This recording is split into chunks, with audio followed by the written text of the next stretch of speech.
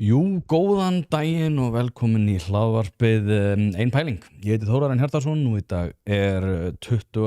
og 2. júli. Þetta skot gengur hjá okkur. Nú, það sem ég langar að gera í dag er að, og þeir eins og sjáðu því, það er aðeins komin mynd á þetta hlaðvarstúdíó sem er að svona í bígerð. Hljóðið er ekki eins gott og ég vil hafa það, en það er allt í vinnslu fyrir að einangra þetta. Núna bara allra næstu dögum, en þið verður bara að þola þetta þangað til. Þessi þáttur eru í boði í Alvörubón, Fiskhúsi.is, heitipottar.is, Harðfiskverslun Hrafnadals, Bæjarins bestu pilsur, Þorgrímsson og að sjálfsögðu Kaldi og Pólsen, ef ég var ekki búin að nefna það, en ég held ég að vera búin að því. En ég ætla að taka smá update núna á það sem að ég hef margoft rætt áður, en ekki einhvern tíma núna, en það er svona bandaríska vinstrið sem að mér hefur þótt mjög áhugavert undanfarið, og það er svona fólk að snúast gegn demókrötum út af samtökum sem að heita DSA, og það er svona Democratic Socialist Alliance eða Association, ég man ekki alveg hvort, og þau samtök eru svona þetta er svona Occupy Democrats og svona hreyfingar sem hafa verið á jaðri svona hins pólitíska vinstris, og það er mjög fyndið að fylgjast með því sko, núna þegar að vókið er dautt og er svona í dauða kippunum, að þá virðast svona þeim sem eru svona hvað galnastir að vera að vaxa ásmegin innan svona flokksins. Og þegar ég segja að vókið sé dautt, að þá náttúrulega tekur það því enginn alvarlega þegar að einhver segir alla þessa gölnu hluti sem að við höfum verið áskynja undanfarin ár. En þá verðist demókrataflokkurinn einhvern veginn vera að missa vægi, og allir svona Zoran Mamdani hafi ekki verið svona stærsta breytan í því. Hann er náttúrulega með alveg stjörnugalnar hugmyndir það hvernig eigi að reka samfélag, og það með náttúrulega leiða til þess að lokum að New York borg mun, ég vona nú að hann ná sér upp úr þessu, en aftur á móti að þá eru þeir komnir í heldur vondar aðstæður. Ég veit ekki hvort þið hafið tekið eftir því, það var maður sem að er sem sagt stóra atvinnurekandi í New York, og hann var með skilst fyrirtækjarekstur í New York og í Flórida. En Zoran Mamdani fyrir kosningar tók upp myndband fyrir utan heimilið hans og sagði að hann ætlaði að fara í eigna upptökur á mönnum eins og honum sem ættu ómikinn pening, og úr varð að hann náttúrulega bara fór úr New York og tók allt sitt fyrirtæki með sér, og þar af leiðandi verður New York borg af peningum þar. Og ég man ekki, ég held ég að nú spila myndband þar sem að hann mitt sést, þar sem hann ætlar að fara að reka ríkissjóð með því að taka af hinum ríku, en svo kom myndband núna bara fyrir ekki svo löngu þar sem hann mitt að tala það að New York borg getur ekki rekið sig út af því að þeim vantar pening, og eru náttúrulega að fara að missa gríðarlega innviði þar. Sama gildi náttúrulega Kaliforníu sem hefur verið rekin áfram af Gavin Newsom, og þar er þetta aðeins öðruvísi sko, hann er ekki mikill svona sósíalisti eins og Zoran Mamdani. Hann hefur aftur á móti virta vettugi þegar að afbrot eiga sér stað, og það er náttúrulega ástæðan fyrir því, og þetta byrjaði sem svona eitthvað, það var svona málað upp sem eitthvað svona hægri öfga hugmyndir það að að það væru, eða afbrot var að aukast í San Francisco, er þetta kallað glass snow, það er svo mikið af bílrúðum sem er búið að brjóta, og það sé þessi snjór sem er náttúrulega mjög sjaldan að falla í eða einhver tíman í San Francisco. Ég man að ég fór þarna, hvað ætla að hafa ekki verið í 2015, þá fór ég til San Francisco, og þá var ég búinn að vera eða einhverju tímum í Los Angeles, og það sem var mjög áhugavert og það sem var skrítið að fylgjast með er að sko, San Francisco var það orðin töluvert verri heldur en Los Angeles, það er að segja glæpirnir og annað, og sko þegar ég segi verri þá er ég ekkert endilega að benda til einhverja tölulegra gagna, heldur var það bara svona að það var augljóslega mikil svona félagsleg upplausn í gangi, til dæmis í miðbæ, og miðbær hérna sem sagt Los Angeles hefur náttúrulega verið frægur fyrir þetta, að mikil innbrot, Skid Row náttúrulega þarna þar sem að eiturlega menn hafast við í hérna tjöldum. Ég hef mitt kerið þar tvisvar í gegn og það alveg mjög sérstök upplifun að fara þar.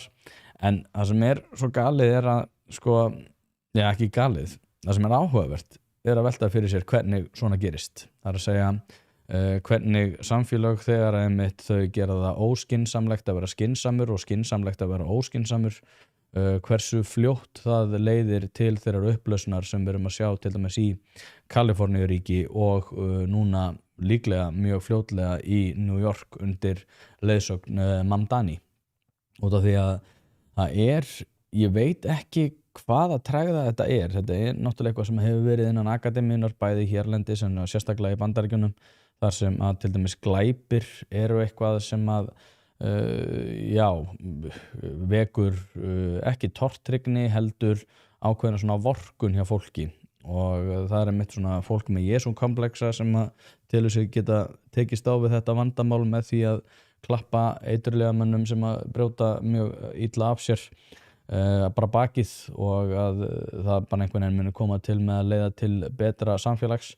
En hins vegar að þeir sem að vilja standa í fyrirtækjarekstri eða vera að búa til húsnæði eða annað, að við að horfa á þá með varhugaverðum augum, út af því að þeir eru svona í flestum tilfellum að reyna að stela því samfélagi sem að þeir eru að byggja húsnæði eða reka sitt fyrirtæki í. Og þetta alveg ævintýralega vitlaust. Það alveg ævintýralega vitlaust að reka samfélag áfram á þessum forsendum, en samt sem áður virðist ákveðin hópur fólks vera sannfærður að það sé hægt. Og það sem mig langar að ræða bara hérna í dag eru svona þessar félagslegu forsendur og setja það líka í samhengi við Ísland, út af því að við erum að taka eftir augljósum breytingum á okkar samfélagi sem að öllum drullu sama einhvern veginn, allavega þeir sem ættu að vera að takast á við það. Og kannski þetta út af því að við erum spenntari fyrir því að vera bara að ná hinum ríku og fá sanngjarnt gjald fyrir það að fólk sé að hafast við í atvinnurekstri. Við höfum komist að því samkomulagi að 50% af öllum ágóða sé sanngjörn renta af því að gera ekki nokkurn skapaðan hlut í atvinnurekstri, en það að þú fáir yfir höfuð að halda út í atvinnurekstri, þá áttu náttúrulega að skila af þeir 50% inn í ríkiskassan. Og við vitum náttúrulega líka að ríkið fer mjög óskynsamlega með þessa fjármuni, þannig að í sjálfu sér að tala mjög lélega fjárfestingu. En þrátt fyrir þetta og segjum svo að þessi 50% séu bara ákjósanleg og sanngjörn leiga á bara því þeirri tilvist að vilja vera í atvinnurekstri, en þá þurfum við líka að tala félagslegu innviðina og hvaða áhrif það hefur þegar að stjórnmálamenn og aðrir vilja heldur takast á við hlutina þannig að þú virðir félagslega innviði að vettugi, þú gerir það óskynsamlegt að vera skynsamur og skynsamlegt að vera óskynsamur, og hversu lengi það getur verið. Og það eru svona nokkrir hlutir sem ég langar að ræða þessu samhengi og líka bara aðeins til að færa okkur aftur yfir í Bandaríkin, því að það sem þessi samtök hafa gert, þessi DSA, þau eru náttúrulega með þessar gufurugluðu hugmyndir það að þeir sem að brjótast ólöglega inn í landið eiga bara að fá að kjósa og eiga bara að fá uppihald og eiga bara að fá í rauninni allt sem að þeim listir, og skattgreiðendur eiga bara að standa skil á því að það eitthvað mjög einkennileg hugmyndum af því sem við köllum mannúð. En ég ætla að spila fyrir ykkur myndband af því, og þetta einn af mínum svona uppáhalds þáttastjórnendum sem heitir Bill Maher. Hann þannig að fjalla það hvort að hann hvernig hann ætlar að kjósa núna þegar að Trump lýkur sínu embætti, og ég ætla að spila þetta fyrir ykkur og svo ætla ég að ræða það í samhengi við fleira. you're open, your vote is up for grabs. Yes, my vote is in play because it can't be Trump running. So I'm not living in communist America. I mean, I know the talking point is that, well, it's not communism, it's socialism. Okay, I've read the quotes from the DSA platform, from their own mouths. Don't tell me I'm not seeing what I am seeing. And DSA, again, they say things like, takeover of key industries, government. That's communism. There is a definition. By the way, Trump's doing that too. Of course. Yes. And to a degree that we haven't seen any other president, Democrat or Republican, do. That's crazy too. He's got a piece of Intel. He's got a piece of the AI companies. He treats everything like it's a real estate deal, or I don't know, he's an agent or something. He always wants 10 or 15%. So you want to see Democrats win in the midterms? Absolutely, and they will, because it will still be a referendum on Trump. So I think the Democrats will do very well in the midterms. 2028 is a different story because by then, this wing of the party, this new wing with all the energy, and it's not just a few people anymore. Every day I read about a new person in some Colorado and Wisconsin, somebody who is saying some variation of not defund the police, abolish the police. No prisons, no police. Like, what world did they think we could possibly live in under these conditions? It's just a level of nutty that I'm so glad that whenever it was, I was like, no, I'm not going along because this is where it ends. Could you see yourself voting for J.D. Vance? Yes. If this is the Democratic side, yes. Now, you have interviewed several of the possible Democratic candidates for 2028. How do you assess? Who do you like? I'm not going to ruin future guests by telling you that, John. How ridiculous.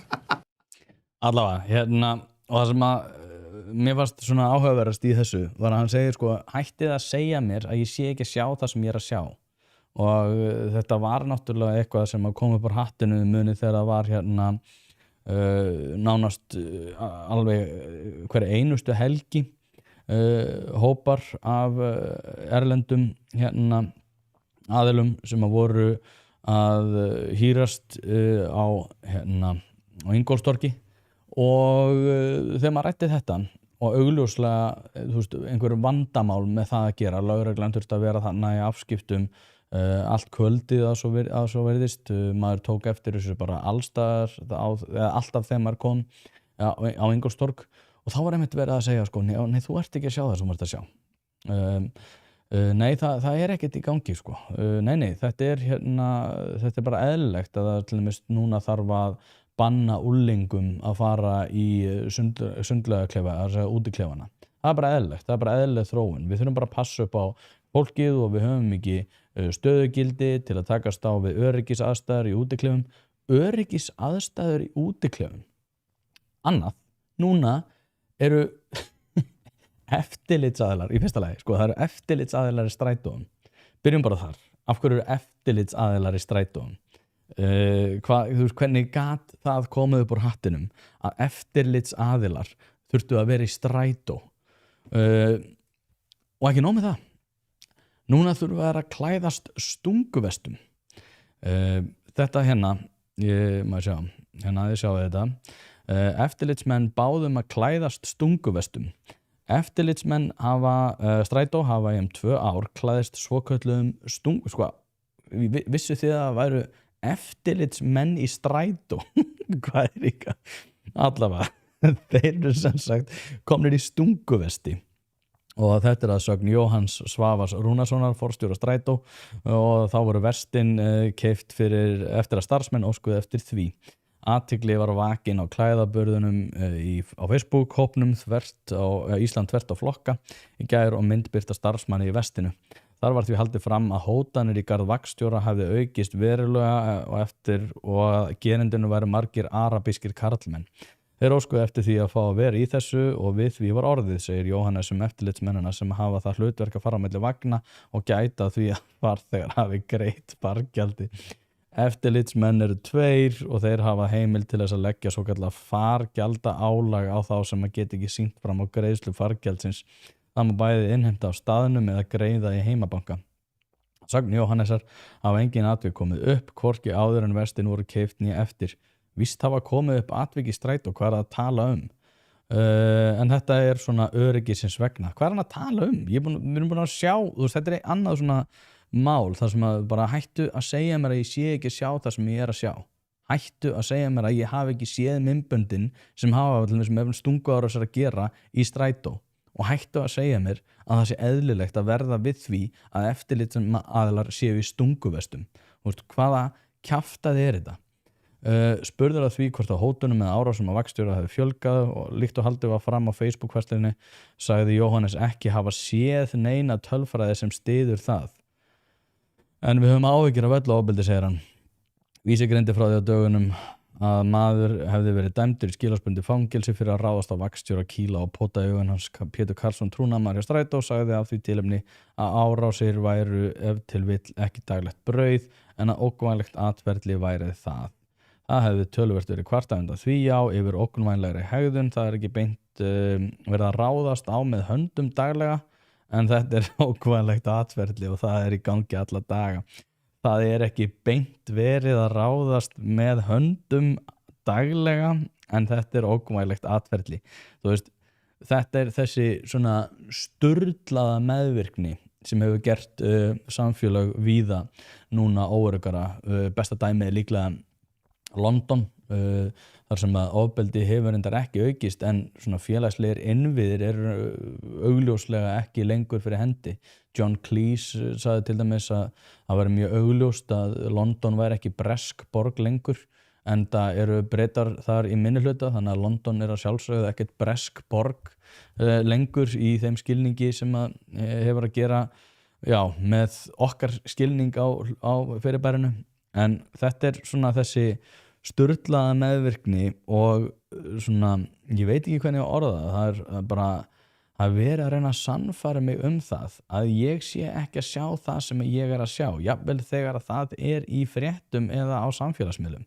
Það er augljóslega eitthvað verulega að í okkar samfélagi, og ég ætla ekki að vera eitthvað óneikvæður, ég veit að ég er oft of neikvæður, en þetta er bara svo ótrúlega sérkennilegt svona viðmót gagnvart augljósum vandamálum í íslensku samfélagi.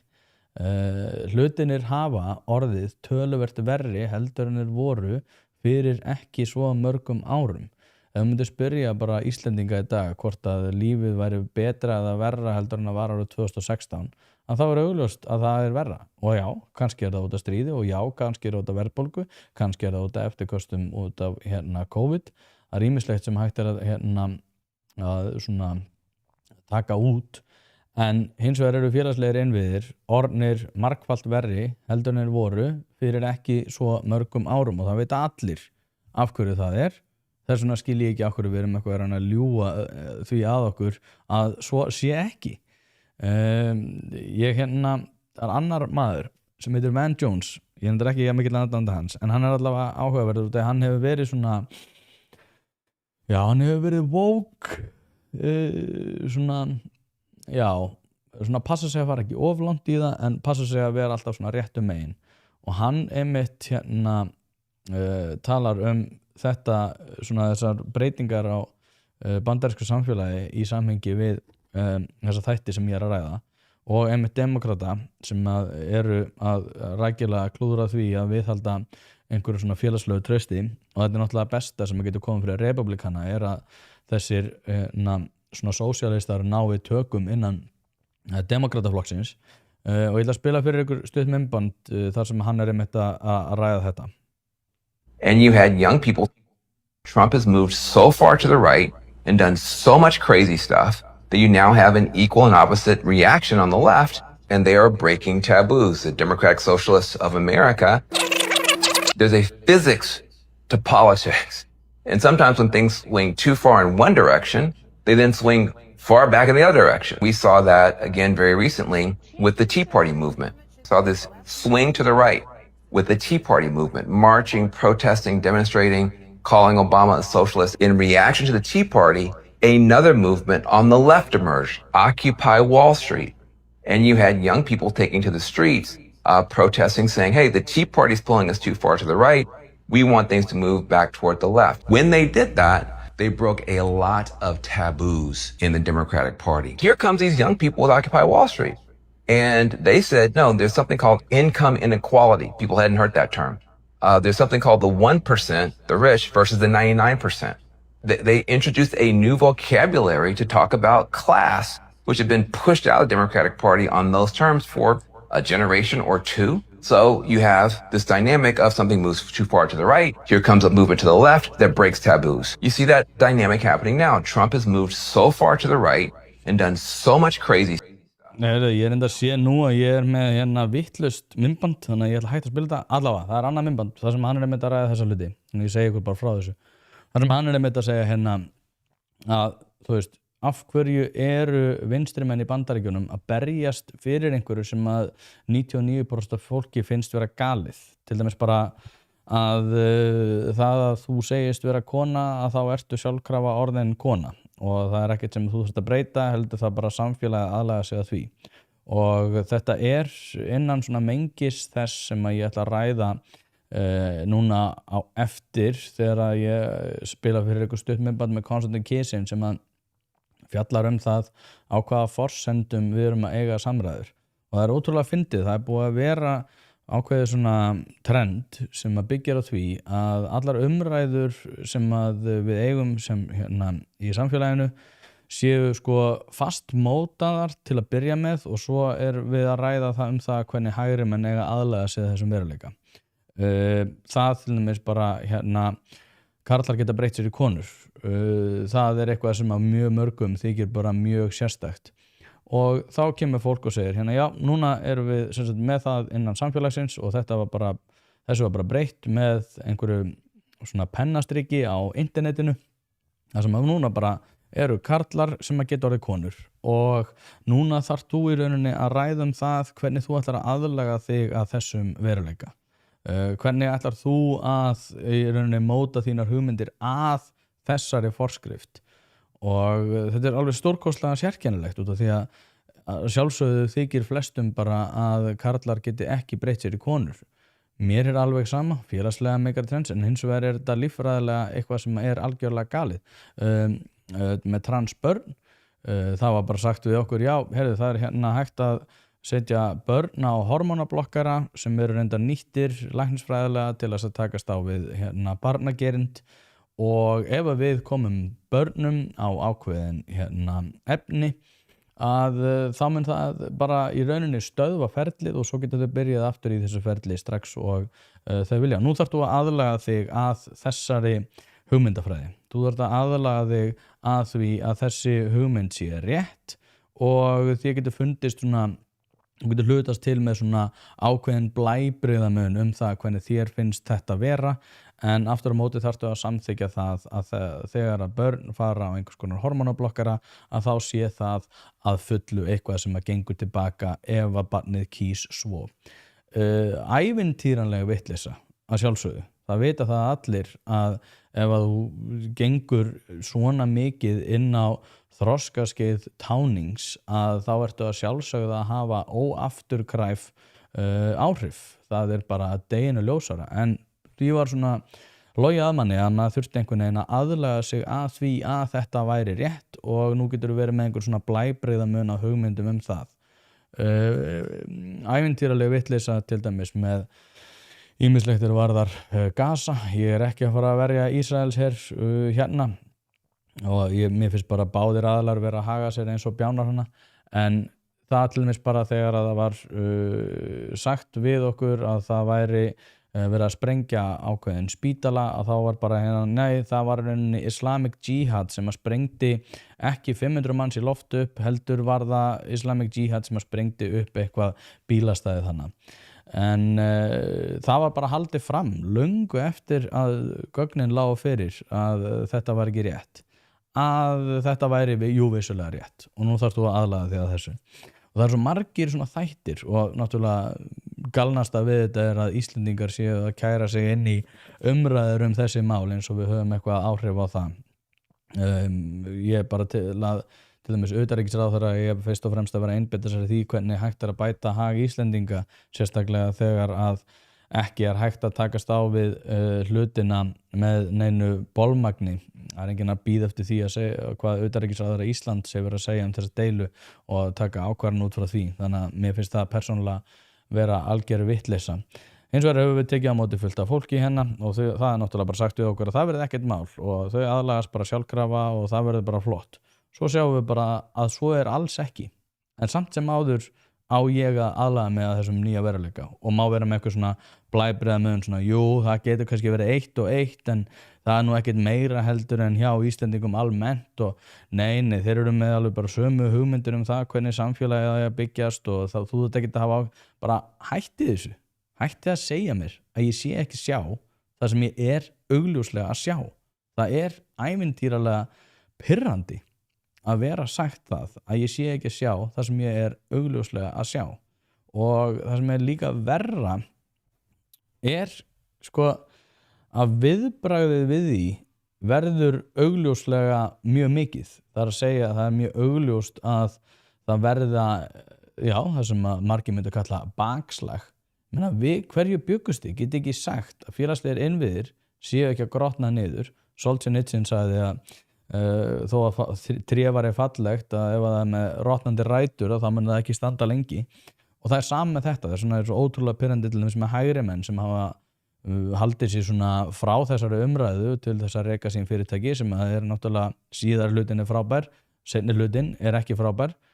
Ef að félagslegir innviðir eru ekki til staðar og skiptir engu máli hvaða forsendur eru til atvinnurekstar hér á landi. Skiptir engu máli hvort að virðisaukin sé 20% eða 22% eða jafnvel 10%. Það bara skiptir ekki máli. Ef þú ert ekki með félagslegu innviðina sem að gera það verkum að fólk vill fyrsta lagi búa hérna og í öðru lagi stofna fyrirtæki og í þriðja lagi eignast börn, þá skipta hinn atriðin ekki nokkru máli. Að sjálfsögðu eigum við að vera með fýsilegar umgjörð hérna til atvinnurekstrar en ef að hitt ekki fyrir hendi að þá bara skiptir engu máli hvaða forsendur þú ert með á hinum sviðunum. Og hérna ég ætla að spila fyrir ykkur stutt brot úr ræðu. Þetta reyndar, hún fyrir 3 árum. Þetta Konstantin Kisin að ræða félagslegu innviðina og ég ætla að spila þetta fyrir ykkur. The story of the West is a story of audacity. The big debates of the last decade, the culture war, the polarization, are about one thing and one thing only: the future. There are people like us in this room who believe that our future is to be prosperous, powerful, and influential. We are the majority. But there are also some people whose brains have been broken by an excess of education, who believe that our history is evil, that we do not deserve to be great, we do not deserve to be powerful, that we must be punished for the sins of our ancestors. To them, our past is abominable, our present must be spent apologizing, and our future is managed decline. My message to those people is simple: how dare you? You will not steal my son's dreams with your empty words.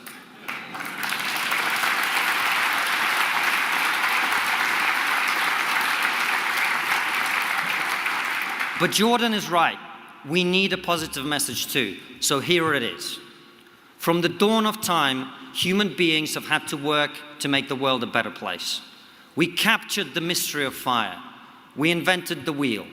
Today, we build buildings that would shock and awe almost every human being that has ever lived. We split the atom, we spliced the genome, and we connected the world through microcomputers that fit in our pockets, that allow us to do amazing things. This morning, I destroyed someone on Twitter with facts and logic from the toilet. It's magic.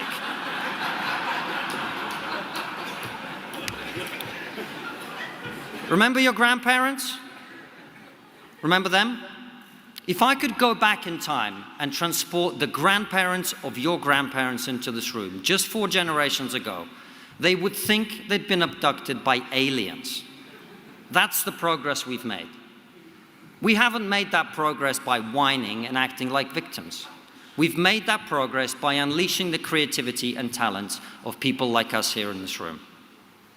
But I do think we've forgotten what adventure is. Being adventurous is not ordering extra spicy chicken at Nando's. Wrong reference for this room. Let me try again. Being adventurous is not ordering extra spicy chicken from your personal chef.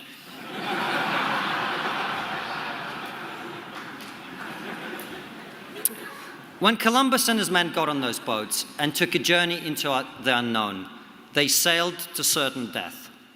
You know why? It's not because they were braver than you and I. It's because they knew something we've forgotten. All death is certain. And so I say to our friends in the world of business, you've made your fortunes by maximizing your returns on your investments. We are in the fight of our lives. There is no greater return on your investment than to protect and preserve our civilization.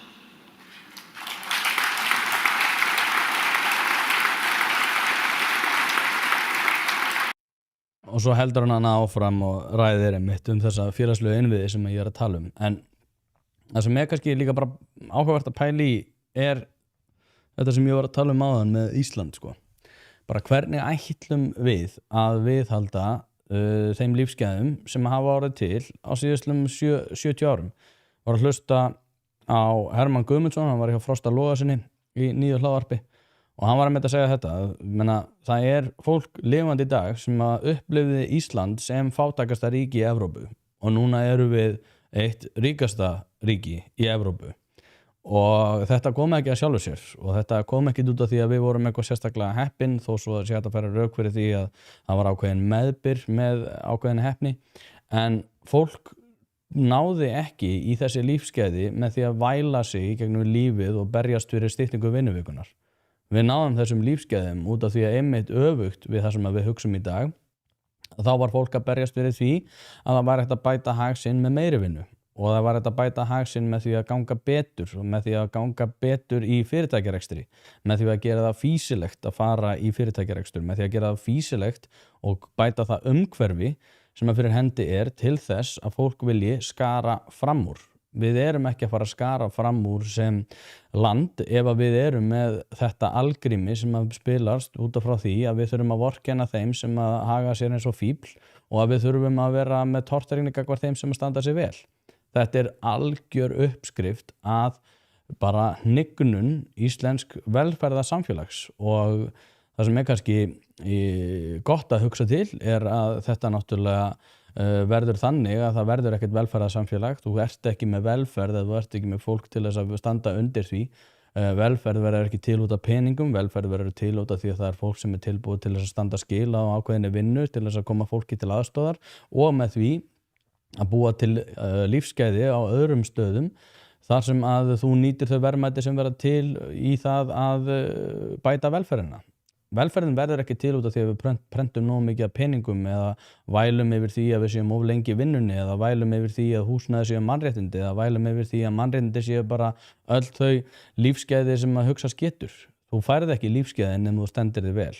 En við erum búin að ljúga til þessu ungu fólki að það sé fýsilegast fyrir það að eyða 20% sínum hluta í skóla til dæmis að berjast fyrir loftslaginu þrátt fyrir það að þau viti ekki nokkurn skapaðan hlut loftslagið þá erum við að fara að sannfæra það það að ef að þau ekki að fara á Austurvöll að væla sig hás að þá eru þau bara að fara að deyja mjög fljótt og eru náttúrulega sjálfsögðu að fara að saka sína foreldra það að það séu þau sem að gera það sem náttúrulega mjög fýsilegt fyrir þann svona fjölskyldustruktúr sem við viljum viðhalda.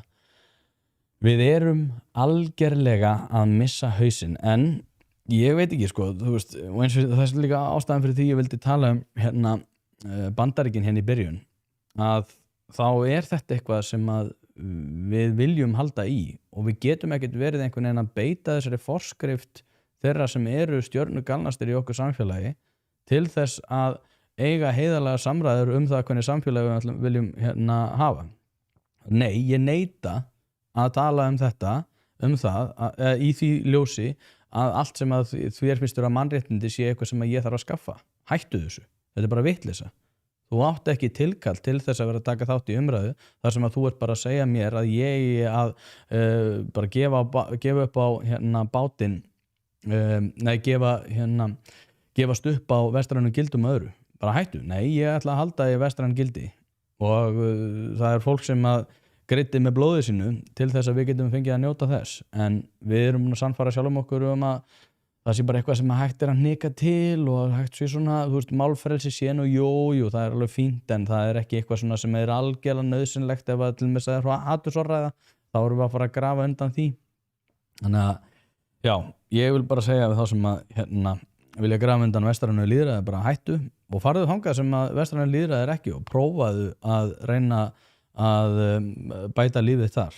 Ég lofa þér að þú getur það ekki, sérstaklega með þetta hugarfar þar sem að til dæmis fátækari ríki þar sem þessi vestrænu gildi eru ekki gera það að verkum að þú þarft að vinna miklu meira heldur en þarft að gera til dæmis eins og á Íslandi.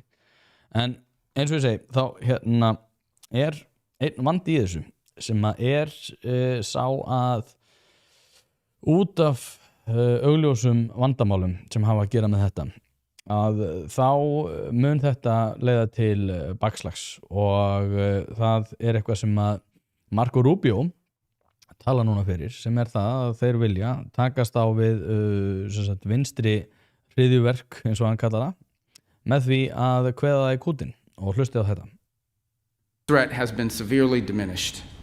The world looks very different today because of it. For far too long, however, our counterterrorism doctrine has had a blind spot when it comes to extremist violence from the political left. Even today, the very idea that far-left terrorism could be a serious threat is treated as a right-wing fever dream, or worse, as a dangerous fascist conspiracy. It's treated this way by many in the press, by many in academia and our universities, and by many of our legacy institutions. You will no doubt see the dogma rear its head in the coverage of this very conference. In spite of the clear and the undeniable reality, in spite of the objective numbers and statistics, in spite of the fact that in this room today, there are representatives from across the political spectrum, we will hear that this kind of organized violence and terror will be dismissed. It will be dismissed as a partisan fiction. A whole industry grew up in our countries around the study of extremism. We have think tanks and fellowships and journals and consultancies with the unspoken understanding among them that the only kind of political violence that was a true threat to our system, that only one kind of political violence was a true threat to the system. A bomb planted by a neo-Nazi group was a nefarious and murderous act of evil. It is. But a bomb planted by a Marxist revolutionary, well, that's just merely a tragic excess of idealism. Perhaps its means were misplaced or overzealous, but its ends were virtuous and just. That's the implication of how they treat it. For years, this extraordinary ideological prejudice was embedded in the way we talked about political violence and extremism. It was repeated again and again until it was accepted as the neutral and objective baseline, so entrenched in the mainstream conventional wisdom that it came to be regarded as an apolitical fact. It is the reason why, here in my country, so many people in positions of power have repeatedly dismissed acts of violence and even terrorism as legitimate forms of political expression so long as they served a left-wing cause. It is why during those so-called George Floyd riots in the summer of 2020, as criminals and extremists burned and looted their way through America's great cities and nearly brought the country to its knees, city governments all across the country simply refused to prosecute the people conducting these acts of violence and terror. It is the reason for the now infamous image, maybe you all recall this, of a news anchor from a very prominent agency, a news anchor standing in a neighborhood consumed in flames. Meanwhile, the chyron on the bottom read that the protests were mostly peaceful. This was something worse than a double standard. Left-wing violence was not just excused, it was treated as sacrosanct, a protected class unto itself. That era has to end. The coalition in this room today includes political leaders and experts and law enforcement officials. Og svo heldur hann áfram og segir þannig að það þurfi að beita ríkisvaldinu til að takast á við þetta.